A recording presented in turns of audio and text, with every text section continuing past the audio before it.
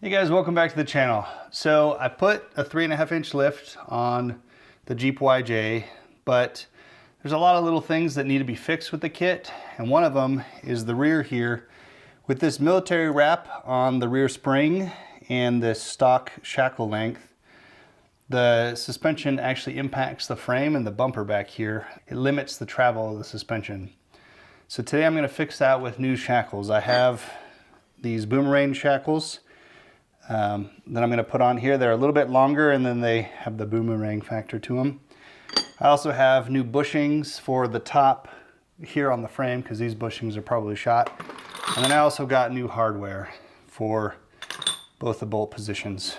And normally you see people on the internet, they just take a hacksaw or some type of saw and just cut these bolts off. And part of the reason why is because the gas tank's in the way. Today I have the gas tank dropped because I'm trying to figure out some fuel issues that I'm having, and I'm installing some other parts. So I'm taking a break from that project and we'll install new shackles, and I'll show you the difference and why this was important to add to the kit.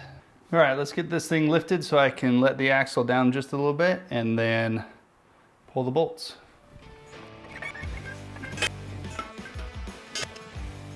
All right, I'm gonna have to get all up in here. So the bolt sizes are 19 on the stock ones on both sides. So let's see if my impact can take these off.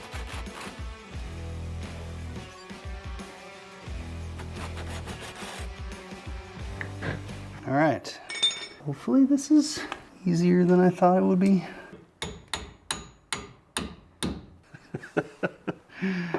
You gotta find the right amount of tension. Really should have done this when I installed the kit first.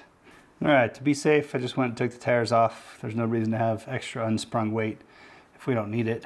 Now it's just about finding the balance of where this spring should be. All right, it looks like if I just let the axle down as much as I can, that'll be the best. Maybe, maybe.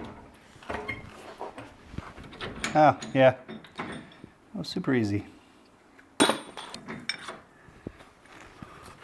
Pull the, whew, it's really in there. Figure out how to get that bad boy out. Oh, it's welded. Super cool. Jeep YJs welded together. All right. Let's see if I can, oh my gosh, this is so, oh boy. It's become one. It's become one with the Jeep.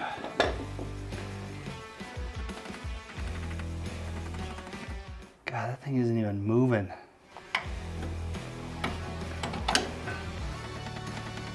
That's crazy. It's just like one fused piece. This is so ridiculous. I was like, oh yeah, this will just be like 20 minutes. Just replace some bolts. Good to go. No, I gotta drill this bad boy out. It's become fused. Just save your money, kids. Buy a new Jeep. This is so ridiculous. There we go. Now we're moving. Just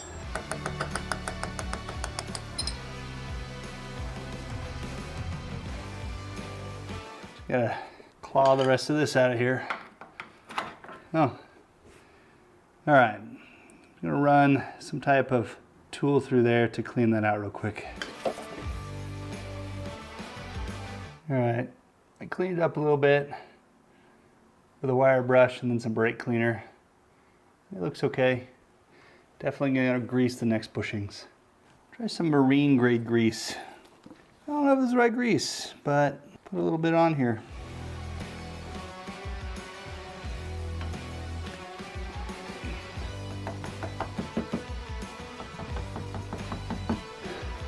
See if this will go in here.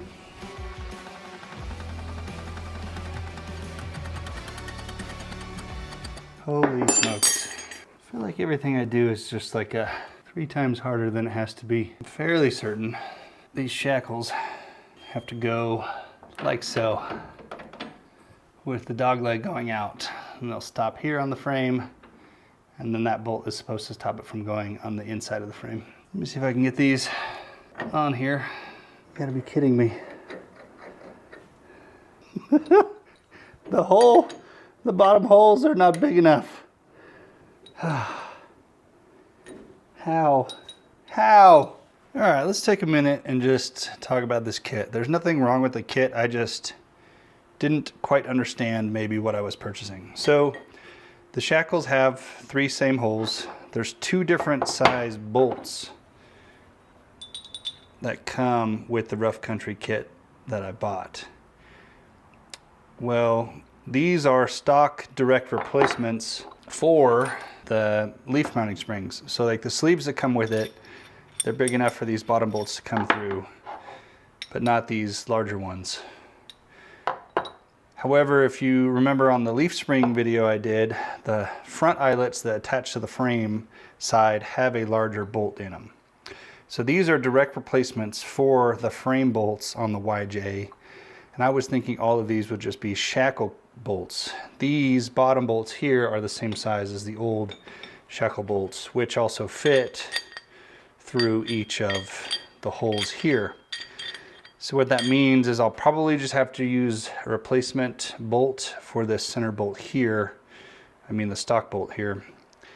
I can still make this work. The kit just was not what I thought I was buying, and that's my fault.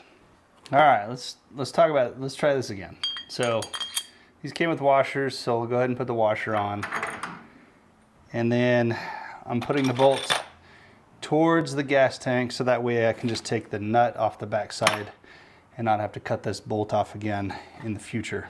Put the one on the inside, and then I guess too, the nuts are gonna be different sizes. God, that's annoying. Okay, user error. Ah, I forgot the washer. Ah! Man, I'm a mess in this video. All right. Oh man, there's 2 different size washers too. Should have looked at this. All right, that's how it's gonna look. Let me tighten everything down. All right, I know this is gonna come up, so let's go ahead and address it. I didn't put the center pin bolt in, one, because I don't really want to reuse the factory bolts because that's all I have left, but if I actually put it in, the amount of space in between that and the military wrap axle is very, very small. And when it flexes, I don't want the bolt contacting the military wrap and preventing more travel. So I'm going to run it without the bolt for now. I mean, it just honestly is a regular shackle. It's just got a little dog leg in it. We'll see how it works. If I need to change things up, I will. All right, so now we're over here on the passenger side. In theory, I should be able to run through this really quick.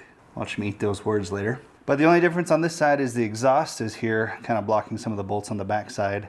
But the good news is I've already had to remove the hanger to get the gas tank out. So I'm just gonna try and go through this as quickly as I can. Let's go.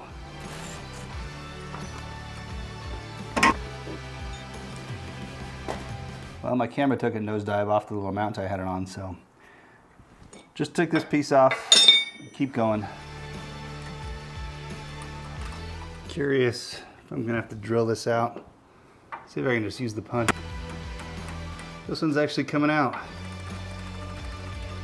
Huh, this one looks much newer. Go. Yeah. I think these have been replaced before. Those other ones haven't on the other side. Yeah, this is much better. So one thing I do realize, I thought these were kind of coated, but they're just bare metal. So they should be painted. But I just need to get the gas tank reinstalled and move on. So I'm gonna just keep doing this temporarily, and then I'll have to pull them off again. I just don't have time to get them painted. I'd rather get them powder coated so it lasts longer than just rattle can it. So just paint your shackles if you buy these before you install them.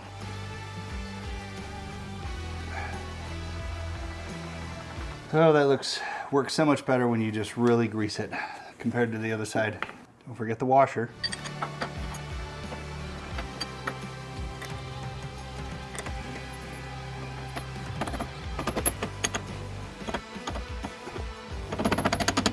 All right, Done. That was so much easier on this side. I'll torque them down and then put the tires back on.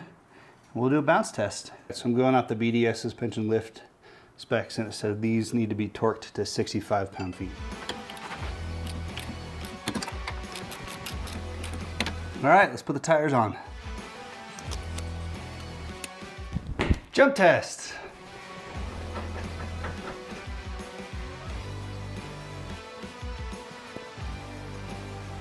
All right, well, thank you for joining me on this successful install of some shackles. No, but really, these are definitely needed if you're gonna install a lift kit on a YJ. The shackles need to be longer, especially if you run a military wrap. To show kind of the difference in length, I measured these. The stock shackles are 4-inch, and then eyelet to eyelet on these, it's 5 inches in length. I don't actually know what brand these shackles are because my dad had purchased them, and so they were parts laying around. I would guess they are Rough Stuff Specialties. They make a set that's kind of similar where it just comes with the pieces.